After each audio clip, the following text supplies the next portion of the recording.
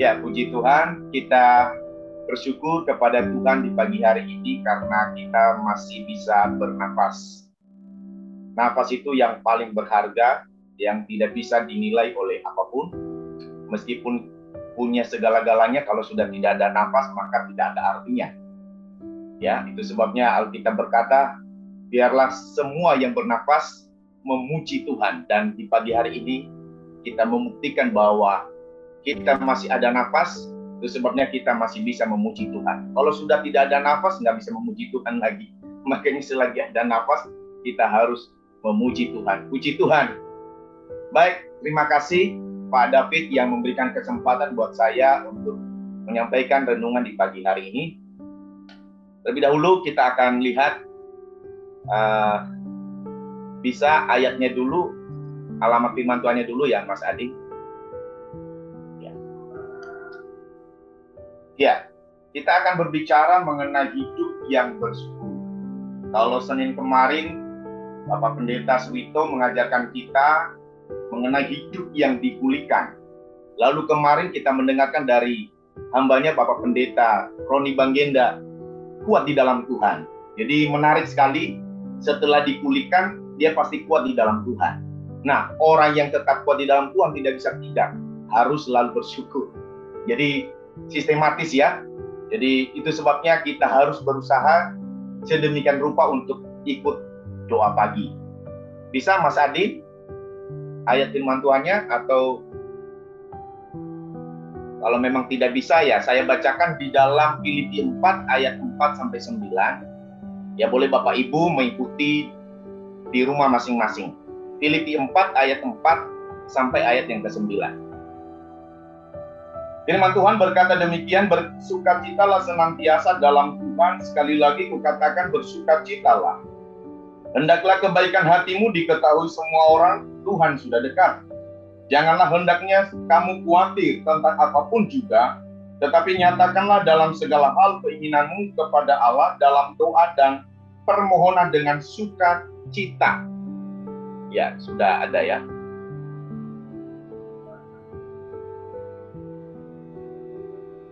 Ayat yang ke-7, damai sejahtera Allah yang melampaui segala akal akan memelihara hati dan pikiranmu dalam Kristus Yesus. Jadi akhirnya saudara-saudara, semua yang benar, semua yang mulia, semua yang adil, semua yang suci, semua yang manis, semua yang sedap didengar, semua yang disebut kebajikan dan patut dipuji, pikirkanlah semuanya itu. Ayat 9, dan apa yang telah kamu pelajari, dan apa yang telah kamu terima, dan apa yang telah kamu dengar, dan apa yang telah kamu lihat padaku, lakukanlah itu, maka Allah sumber damai sejahtera akan menyertai kamu. Demikian pembacaan firman Tuhan.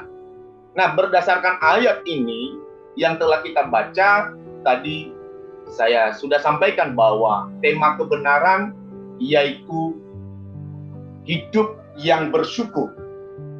Hidup yang bersyukur. Ya. Hidup yang bersyukur kepada Tuhan. Ini hal yang sangat penting sekali.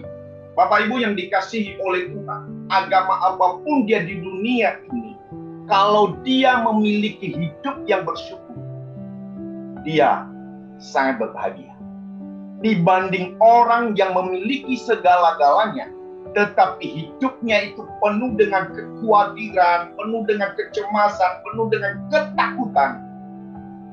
Dia orang yang paling miskin di antara orang yang miskin.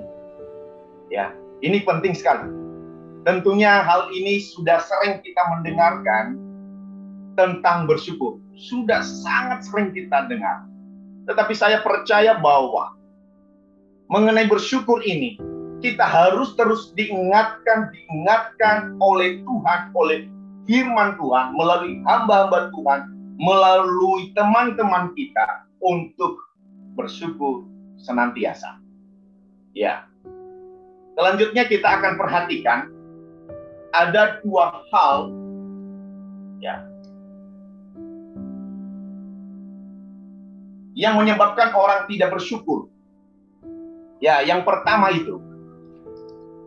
Yang pertama adalah adanya kesombongan. Maksudnya apa? dia tidak adanya kesombongan yaitu menghargai diri secara berlebihan. Ya, kalau sudah orang menghargai dirinya secara berlebihan, maka tidak ada ucapan syukur. Ya, mengucap syukur berarti kan menghargai apa yang sudah Tuhan berikan. Mengucap syukur berarti berterima kasih bahwa saya sudah diselamatkan oleh Tuhan. Mengucap syukur berarti merasa puas apa yang sudah Tuhan berikan. Itu mengucap syukur. Ya. Nah, kesombongan ini merupakan sifat yang Tuhan tidak suka. Ya. Karena bila ada kesombongan akan timbul dosa-dosa yang lain. Sombong ini saya memberikan gelarnya yaitu bapak ibunya dosa. Itu sebabnya Lucifer itu, malaikat yang jatuh itu, para pemuji Allah awalnya. Karena kesombongan mereka lah akhirnya Tuhan murka atas mereka. Mereka mau menyamai Tuhan. Nah, orang yang sombong ini yang menghargai dirinya secara berlebihan. Dia mau menyamai dirinya dengan Tuhan. Susah dia memuji orang lain. Susah dia memberikan apresiasi buat orang lain. Harus untuk dirinya terus-menerus. Ya, ada ayat-ayatnya. Nah, yang kedua adalah adanya ketidakpuasan. Ya, ini penyebab orang susah mengucap syukur. Ketidakpuasan membuat seseorang tidak pernah puas dengan apa yang ada. Itu sebabnya begitu banyak di negeri ini, bahkan di dunia ini, yang mengambil sesuatu yang bukan haknya, alias mencuri, merampok uang rakyat yang disebut dengan korupsi. Gaji ratusan juta tetap korupsi.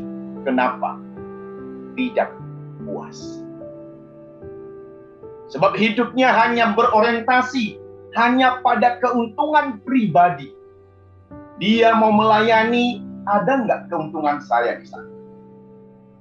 Dia mau berteman dengan orang, dia perhitungkan, ada nggak keuntungan saya untuk bergaul sama Bas itu? Wah, Bas itu kan hamba Tuhan yang susah. Nanti kalau saya bergaul dengan dia, saya terus yang traktir. Habislah uang saya. Kenapa hanya berorientasi pada diri sendiri? Tetapi kalau kita berorientasi kepada Tuhan dan kepada sesama, sesungguhnya dia merasa puas apa yang dia miliki. Tadi saya sudah sampaikan bahwa nafas itu tidak bisa dibeli dengan apapun. Itu miliknya Tuhan. Kalau Tuhan berkata hari ini saya ambil nafasnya Bas ini, pasti Tuhan ambil. Nah, itulah yang harus kita mensyukuri. Lanjut Mas Adi. Mereka yang hidupnya selalu mengeluh dan tidak pernah bersyukur, sesungguhnya hidupnya sama seperti orang yang tidak mengenal Allah. Sama-sama dengan saya Bapak Ibu membaca statement ini 1, 2, 3. Mereka yang hidupnya selalu mengeluh dan tidak pernah bersyukur, sesungguhnya hidupnya sama seperti orang yang tidak mengenal Allah. Bapak Ibu yang dikasihi oleh Tuhan, apakah hanya orang yang tidak mengenal Allah? Masih banyak yang terdapat di kalangan orang Kristen, bahkan hamba Tuhan, pendeta, masih banyak. Misalnya pendeta besar kalau melayani di gereja kecil, dia mikir, waduh persembahannya berapa ya? Jemaatnya di sana paling banyak, tempatnya basah atau kering. Ini hamba Tuhan yang tidak bersyukur. Ya, jemaat juga mau ke gereja, itu di sana full AC atau tidak? Full kipas angin atau full angin alami? Padahal kan yang sehat itu kan angin alami ya. Di sana kursinya empuk atau tidak? Di sana ada sembako atau tidak? Di sana pendetanya bagaimana? Terkenal atau tidak? Sehingga hidup itu penuh dengan perhitungan, penuh dengan keluhan sana sini. Dan orang-orang yang seperti ini adalah orang sama dengan mereka tidak mengenal Allah. Bapak Ibu yang dikasihi oleh Tuhan, ya, penting sekali untuk kita hidup bersyukur.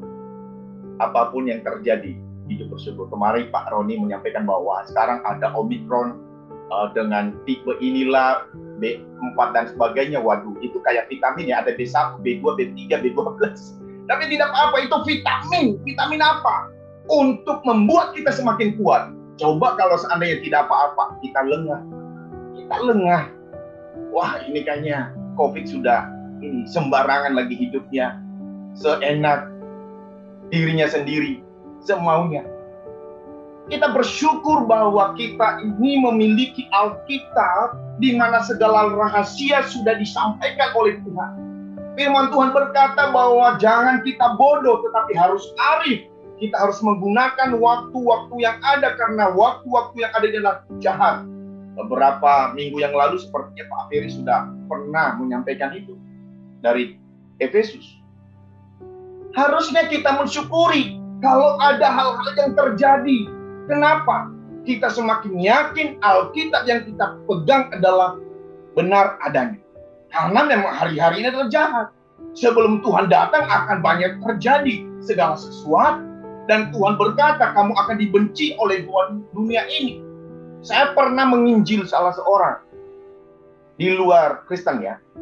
Saya katakan, apakah ibu bersedia? Saya sampaikan tentang kabar yang baik. Oh, bersedia. Apakah ibu mengenal tentang Kristen? Oh, saya kenal. Ya, saya suka tentang kekristenan. Tetapi saya nggak mau menerima Yesus Kristus. Saya mau jadi Kristen. Saya senang kepada pribadi Yesus, tetapi saya tidak mau jadi Kristen, nanti saya dibenci. Nah itu, karena memang dari dulunya sampai saat ini, kekristenan itu dibenci. Tapi saya katakan, ibu pilih mana? Hari ini ibu dibenci, tetapi pada akhiratnya, pada akhirat maksud saya, pada akhir hidup, pada saat ibu mengakhiri hidup, ibu mengalami sukacita yang luar biasa bersama dengan Bapa di surga. Atau bagaimana? Sekarang ini ibu bebas dari kebencian, bebas hambatan. Tapi pada akhir hidup ibu menderita selamanya. Mau pilih mana? Dia bingung untuk hal itu. Tapi saya katakan, saya mau berdoa untuk ibu. Pada situ kami berdoa bersama dengan istri saya. Tidak lama kemudian, pernah saya kirim sesuatu, selamat Natal. Dia bilang, Pak Bas, puji Tuhan saya sekarang sudah menjadi Kristen. Ya. Dia ketakutan dengan kata-kata itu karena ada banyak orang yang mau bebas dari kehidupan ini. Dia menghindari untuk tidak percaya kepada Tuhan dan dia tidak hidup radikal di dalam kebenaran. Ya kadang-kadang istri saya itu sering tegur ya kalau saya ngomong kepada orang. Ya, karena memang saya pernah ditampar ya orang Muslim ya. 4 kali saya ditampar. Dan waktu itu kejadiannya sangat mengerikan memang. Tetapi saya bersyukur kepada Tuhan karena itu bagian dari penderitaan pikul salib di dalam Tuhan. Saya bilang, wah, dulu saya biasa tampar orang, sekarang saya ditampar orang. Tapi disitulah kita mengalami kuasa Tuhan. Dan puji Tuhan pada akhir kejadian itu justru saya berkata, Mas, Tuhan mengasihi Anda. Dia berkata, kalau kamu dendam, gereja yang ada di Ciledug kami akan bakar. Saya katakan, di dalam ajaran kami tidak pernah mengajarkan itu namanya dendam, justru mengasihi. Wah, sok banget lu, dia tampar lagi. Wow, satu di kanan, satu di kiri, 2 kali di mata. Sakit memang, tapi saya ingat Yesus. Waktu saya dipanggil itu, waktu itu pacar saya yang sekarang menjadi istri saya, dia berkata, Bang, ingat Yesus. Saya hanya ingat Yesus. Saya tidak bisa membalas. Ya, padahal mereka ada 20. Nah, jadi itu bicara masalah hidup bersyukur. Nah, sekarang kita masuk ciri-ciri orang yang hidupnya bersyukur. Ya, lanjut Mas Adi. Yang pertama, berdasarkan Filipi 4 ayat 4-9 tadi, yang pertama adalah bersukacita senantiasa dalam Tuhan. Ya. Bersukacita dalam bahasa Inggris rejoice, yang berarti girang, gembira. Bersukacita ini udah sering kita dengarkan. Kalau kita sering bersukacita, maka akan keluar hormon endorfin, di mana endorfin itu meningkatkan daya tahan tubuh, ya, kesehatan, kebahagiaan, mengurangi stres. Itu sebabnya kita harus bergembira. Mari Bapak Ibu senyum sedikit dulu dong, senyum, jangan ketawa. Makanya ada senam ketawa. Itu untuk, ya, membuat kita bahagia. Coba kalau seandainya mengeluh terus, mukanya kayak, waduh, kusut banget. Ibu-ibu mengeluh terus, ini kayaknya cuma makan tempe tahu. Itu justru sehat. Coba kalau daging melulu, kolesterol. Apalagi kalau nggak kemana-mana, kolesterol naik, lalu bisa kena serangan jantung yang terjadi masuk IGD. Ya, puji Tuhan kalau ada di dalam Tuhan, meninggal masuk surga. Kalau tidak, apa yang terjadi? Nah, itu sebabnya di dalam Amsal 17 ayat 22, hati yang gembira adalah obat yang manjur, tetapi semangat yang patah mengeringkan tulang. Bapak Ibu yang dikasihi oleh Tuhan, menurut para peneliti psikologi mengatakan bahwa mengucap syukur atau kita bersuka cita itu membuat orang lebih bahagia dan lebih tahan banting, memperkuat hubungan, meningkatkan kesehatan dan mengurangi stres. Betul Bapak Ibu. Coba kalau seandainya kita ditampar, oh puji Tuhan. Coba kalau kita marah-marah, wah kalau udah darahnya 150 bisa jadi 250, nggak bisa pembuluh darah pecah.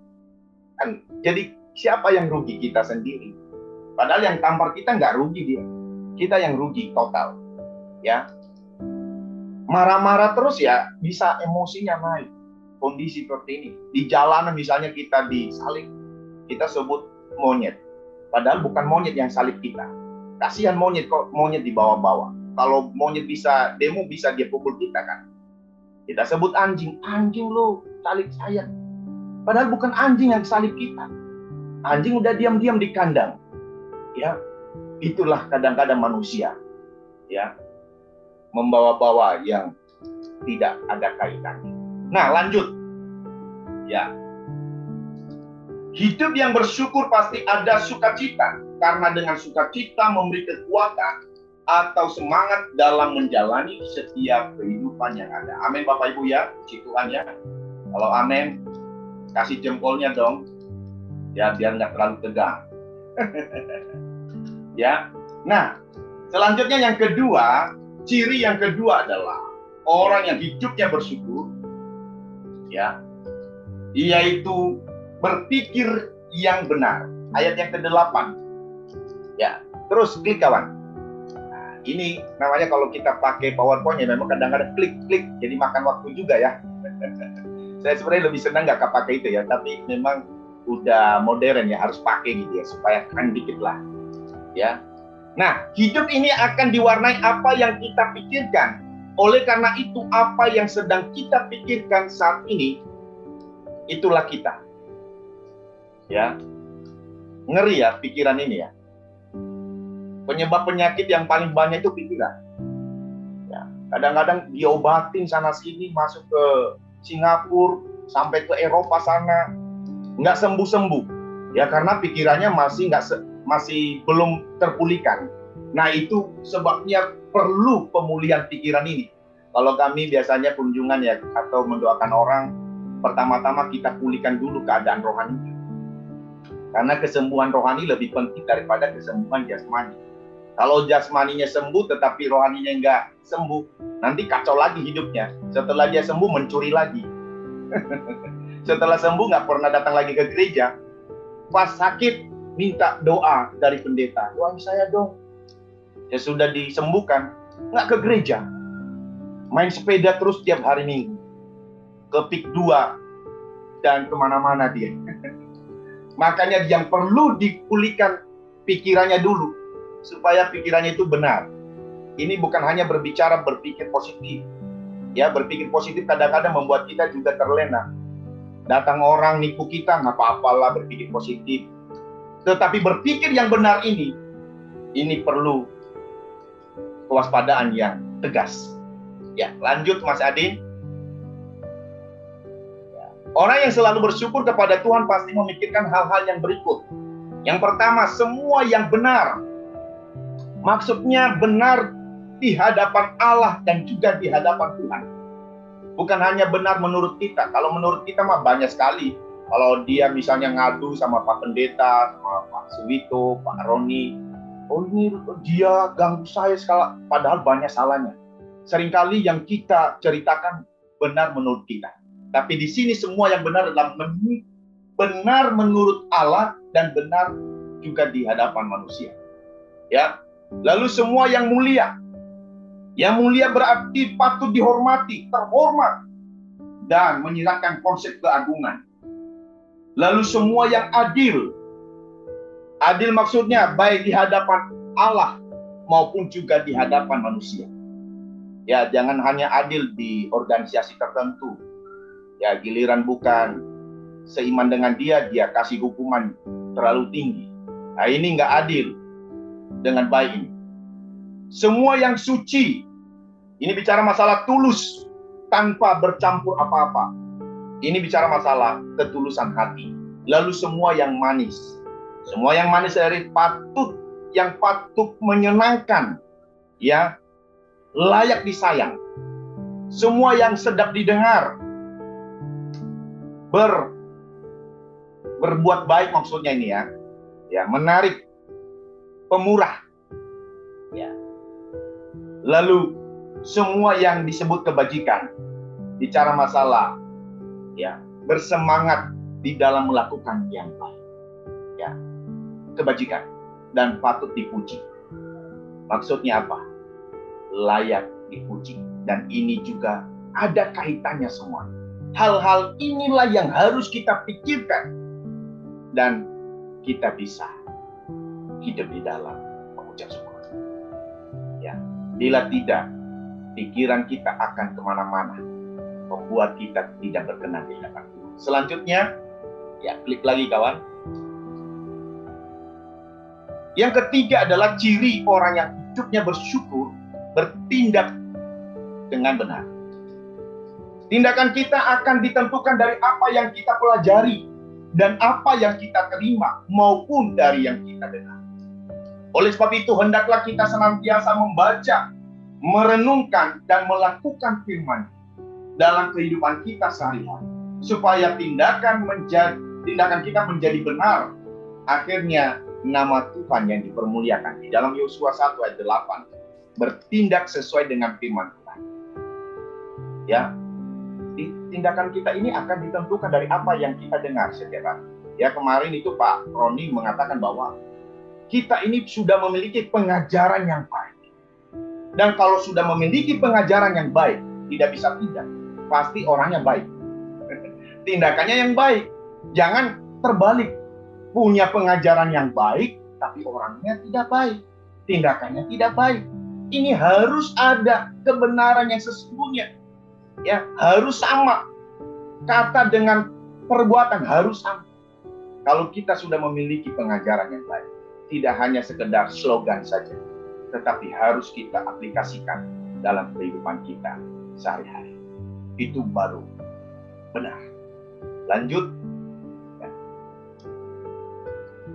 Ya, kita sama-sama membaca close statement ini Bapak Ibu. Ya, sama-sama 1, 2, 3. Hidup yang bersyukur kepada Tuhan merupakan kunci untuk memiliki kebahagiaan yang sejati. Sama-sama sekali lagi Bapak Ibu, satu kali lagi. 1, 2, 3. Hidup yang bersyukur kepada Tuhan merupakan kunci untuk memiliki kebahagiaan yang sejati. Ya, dengan kita mengucap syukur, menghindari kita dari dosa, menghindari kita dari hal-hal yang tidak berkenan kepada Tuhan. Oleh sebab itu, biarlah kebenaran firman Tuhan ini meneguhkan kita dan membuat kita terus berkenan di hadapan Tuhan.